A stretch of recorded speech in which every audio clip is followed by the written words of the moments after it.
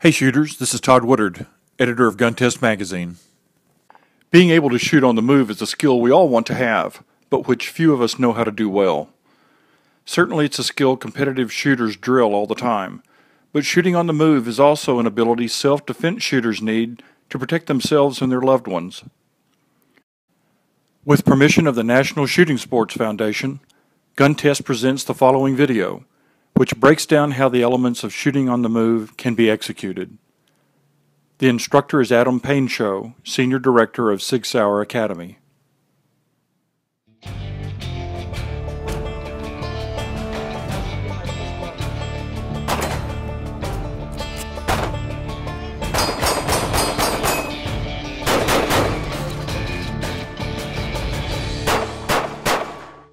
We all spend a lot of time on the range, standing in one place and shooting. But if we really want to advance our skills and move on to some of the competitive shooting aspects, or even protect ourselves and our families with a firearm, we have to know how to shoot on the move. Hi, I'm Dave Miles with the National Shooting Sports Foundation, and with me is Adam Painchaud with the SIG Academy. And Adam, you can cover a little bit that'll help us all shoot better while we're moving, which is something you have to be able to do. Yeah, sure. The shooting on the move, you hear it a lot. You know, if you're not moving, you're not shooting, or you're not training.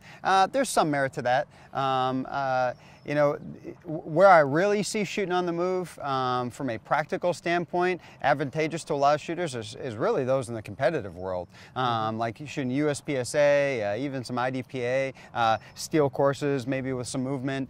Shooting on the move, it may be a required part of that competitive shooting program. From a defensive or police, military type of application, there's some merit to it as well. I think in a lot of cases, we could probably move, pause, post, shoot, and then move again. The reality is those who carry guns professionally, police and military, we don't get a whole lot of training time. So you know, just working on the basics and getting some tactics in there, it requires a little bit of work, and maybe 1 or 2 trainings a year. So getting to shooting on the move and being proficient with it, there's usually not a whole lot of time for the armed professionals out there.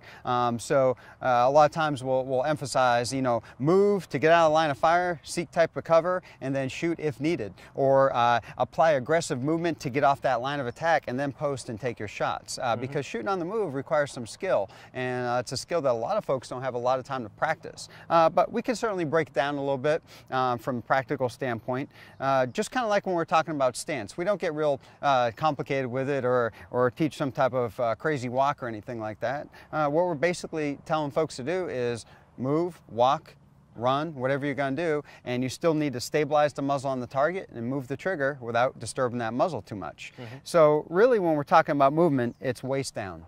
From my waist up, my body is like a turret on a tank perhaps. So I've got my gun locked onto the target, and my movement should really be from my base down, from my hips down. That's doing all the movement. I'm stepping up over things, I'm running, I'm walking, whatever it is I'm doing, and my upper body is staying locked on the target best I can to try to stabilize that muzzle. And that, it can be a little bit of a challenge. All right, so you need to be able to walk without flopping the gun around so much. If I just take a normal walk, if I were to just, you know, walk normal, my gun's probably going to bounce in my hand a little bit.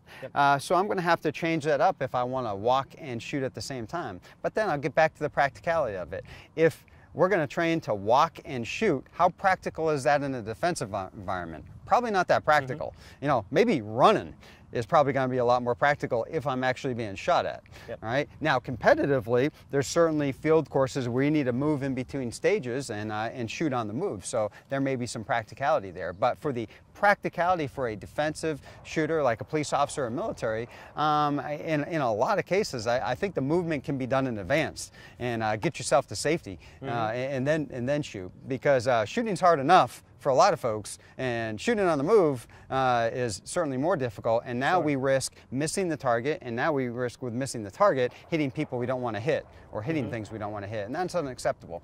So in order for us to teach responsibility and accountability of every single shot you fire, when we teach shooting on the move, you really need it's a very small, narrow window of what is practical. It really is. Walk through the steps. I know that you've got to move and be stable. Is there something you do with your lower body to make yourself more stable? I'm trying to be as smooth as possible. You know, Okay. ideally, I want to look like I'm standing on a skateboard and somebody's pulling me across the parking lot. So basically, without getting too technical with it, I'm just going to kind of roll my feet on the ground. I'm going to kind of, instead of slapping my feet, which we don't walk like that anyway, I'm going to kind of roll my heels, so heel-toe movement across the ground. I'm going to kind of try to glide. So I'm trying to glide across the ground as smooth as possible. In a lot of cases, if you kind of lower your base a little bit, the knees kind of act as the shock absorbers, and that movement won't be as static or as stringent. You can kind of use those knees as shock absorbers and roll my feet across the ground as I move. That certainly helps whether you're going forward or back. If I'm moving backwards, I'm kind of doing a heel-toe type of movement, or I'm sorry, a toe-heel type of movement, as opposed to heel-toe type of movement. Okay. And you know, am I gonna move across this big open field shooting on the move? There's not a whole lot of practicality to that. Maybe in a competition I would, but from a defensive standpoint, my movement and shooting simultaneously is short-lived. If I gotta move such a distance, then I should holster up that thing and start moving like I mean it. And run fast. Exactly. But maybe a movement just to kind of get off a line of attack, or a quick movement to the side, something like that. I think that's more practical movement. And I'm trying to do that, and I'm trying to do it smooth. Trying to stabilize my upper body, keep it locked on, and then move my legs and my feet without disturbing that muzzle too much. We don't get too hung up on the details of specifically how to walk and all that stuff. It's not practical. What would you do to train that? What kind of things maybe do you do on the range? Sure. We started off real simple when we're teaching shooting on the move to get people ready for competitive shooting or things like that. We'll start with just some forward and back type of movement, and then some lateral movement. With forward and back, we're talking straight on with the target or back from the target, just to keep it real simple. So as I'm moving in on the target, I'm just looking for heel-toe movement, and we want to move at a pace that's practical for competition or practical for defensive. So I don't want to be moving so slow that I'm like molasses, because that's not practical. You're not shaving any seconds then. Yeah, I might as well just pause, take the shot, and then move again. I'm going to be a lot more accurate. I'm going to guarantee that hit. But specifically when we're teaching shooting on the move, if I had a target, you know, face in front of me, I'm simply looking for heel-toe movement, and as I move, heel-toe movement, going forward or going back, I'm trying to stabilize that upper body. So we've got a tank turret type of analogy here, stabilizing the muzzle on the target, and heel-toe movement so I'm smooth, so I'm not smacking my feet and the gun's not wobbling all around. So we'll do drills where we're going forward and back on the range. Real simple. We'll start slow, start dry, and then we'll move it up to live fire. And then we'll do lateral movement. With lateral movement, we see this sometimes on the range or out at training courses. We see folks doing this. I'm not sure the practicality of that type of movement. If you need to move from here to here, why don't you just get there, move, and then take your shots? And if I need to move and shoot simultaneously, well, I don't walk like this normally, and I don't think anybody does or anything like that. So just get there. You know, if I need to move from here to there and shoot a couple shots, why not just move? Get the gun out and stabilize your base and move. So when we do drills with lateral shooting, going across the range, which is certainly more difficult, I'm still trying to keep my upper body and my torso locked onto the target. So if I'm moving from here towards you and I need to be shooting that way, I'm shooting this way and simply just moving. And my feet and my body is going to change based on how far away I get to the target. I'm going this way, it's the same thing. So I may be kind of stepping backwards or moving across the range, something like that. So we'll do drills to enforce that. Okay, good.